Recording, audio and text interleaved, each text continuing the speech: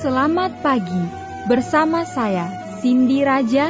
Mari awali aktivitas dan pelayanan Anda sepanjang hari ini melalui renungan pagi dengan tema Agama yang Bersinar, yang akan menyuguhkan kepada kita suatu cara yang lebih baik, menyingkapkan kepada kita suatu kehidupan yang lebih sederhana dan lebih manis. Kita akan penuh dengan kegembiraan dan kesukaan, bersinar, menyinarkan kasih-Nya dimanapun kita berada.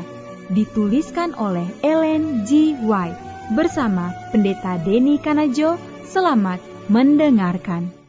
Shalom, selamat pagi para pendengar yang diberkati oleh Tuhan dimanapun Anda berada saat ini. Kita akan sama-sama mendengarkan firman Tuhan melalui audio renungan pagi pada tanggal 20 Agustus 2023 dengan judul Perasaan Pahit. Sebelum kita melanjutkan bacaan renungan kita pada pagi hari ini, kembali saya mengajak semua para pendengar yang setia untuk berdoa bersama-sama. Bapa kami yang bersemayam di dalam takhta kerajaan sorga, terima kasih Tuhan Yesus. Oleh karena kasih dan rahmat Tuhan begitu besar bagi kehidupan kami, lebih khusus sepanjang malam di dalam pembaringan kami, hingga tiba di pagi hari ini, kami bangun dengan tubuh sehat dan segar. Sebelum kami melakukan segala tugas pelayanan pekerjaan kami sepanjang hari ini, kami sangat rindu Tuhan untuk belajar mendengarkan firman Tuhan. Curahkanlah kepada masing-masing kami kuasa Roh Kudus-Mu, agar kami dapat mengerti dan mempraktekannya dalam hidup kami setiap hari. Terima kasih Tuhan Yesus, ampuni kami Bapa karena kami sudah berdoa hanya di dalam nama Tuhan dan Juru Selamat kami. Amin. Ayat inti kita terambil di dalam Ayub 31 ayat yang ke-29 sampai ayat 40. Demikian firman Tuhan. Apakah aku bersuka cita karena kecelakaan pembenciku dan bersorak-sorai bila ia ditimpa malapetaka? Maka biarlah bukan gandum yang tumbuh, tetapi onak, dan bukan jelai, tetapi lalang. Sekianlah kata-kata Ayub. Mari kita ikuti penjelasannya. Perasaan pahit asing bagi jiwa Kristus disalin dari buku Testimonies for the Church, jilid 2 halaman 52. Yesus ketika dicaci maki dan dihina tidak membalas. Ketika ia dicaci maki, ia tidak membalas dengan mencaci maki. Ketika kekejaman manusia menyebabkan dia menderita bilur dan luka yang menyakitkan, dia tidak mengancam, tetapi menyerahkan dirinya kepada Dia yang menghakimi dengan adil. Apakah hamba lebih besar dari tuannya? Kristus telah memberi kita hidup sebagai teladan dan kita tidak menghormatinya ketika kita menjadi iri terhadap setiap hal kecil dan sikap untuk membenci setiap luka yang diduga atau nyata. Bukanlah bukti dari pikiran yang mulia untuk bersiap membela diri, untuk menjaga martabat kita sendiri. Kita lebih baik menderita secara salah 100 kali daripada melukai jiwa dengan roh pembalasan atau dengan melampiaskan amarah.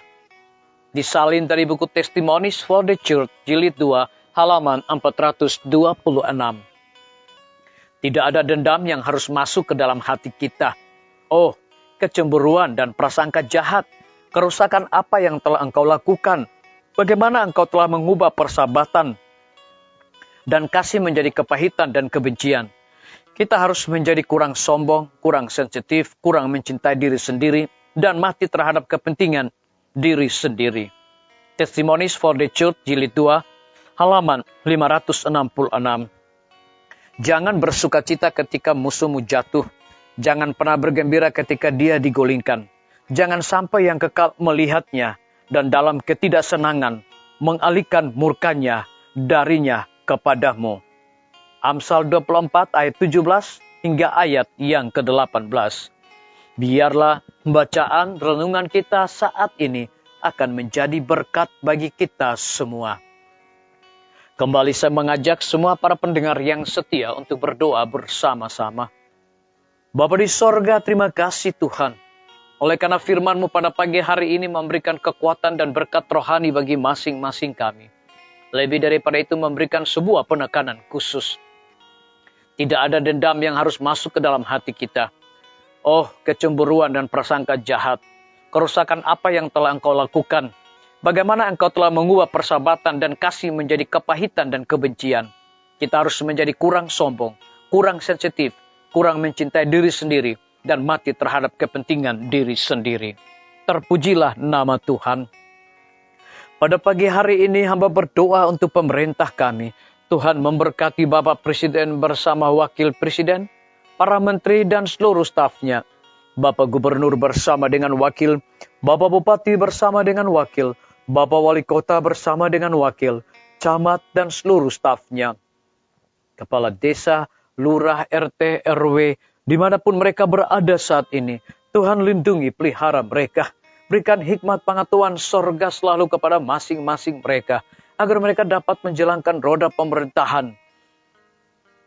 Di tengah-tengah berjalannya tahun politik ini, boleh sesuai dengan amanat dan titah Tuhan sendiri.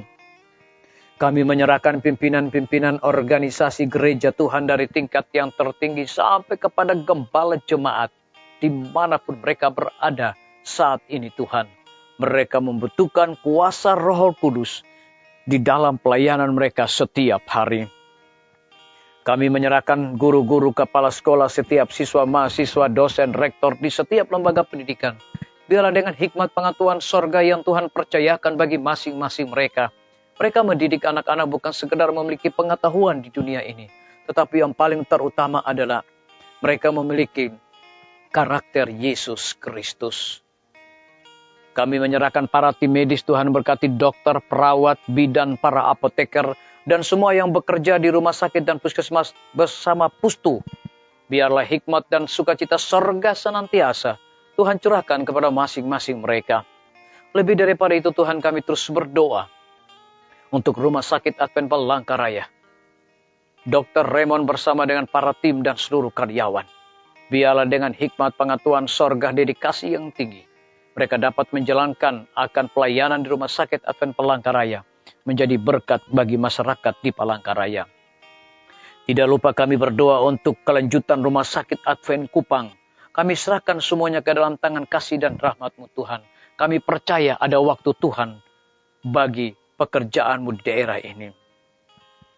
TNI, Polri, PNS, wira swasta, petani, pedagang, nelayan, ojek online, dan saudara-saudara kami yang ada di dalam penjara. Tuhan lindungi mereka, pelihara mereka, hiburkan mereka, berikan mereka kekuatan dan sukacita selalu. Para pendengar yang setia yang berulang tahun saat ini dimanapun mereka berada, Tuhan berkati mereka, berikan mereka sukacita, kekuatan, dan juga berkat rohani bagi masing-masing mereka. Para pendengar yang setia yang berada di dalam kebimbangan, ketidakpastian hidup, Tuhan berikan iman yang teguh. Terima kasih Tuhan Yesus, ampuni kami Bapa, karena kami sudah berdoa hanya di dalam nama Tuhan dan Juru Selamat kami. Amin. Sampai jumpa, Tuhan Yesus memberkati kita semua.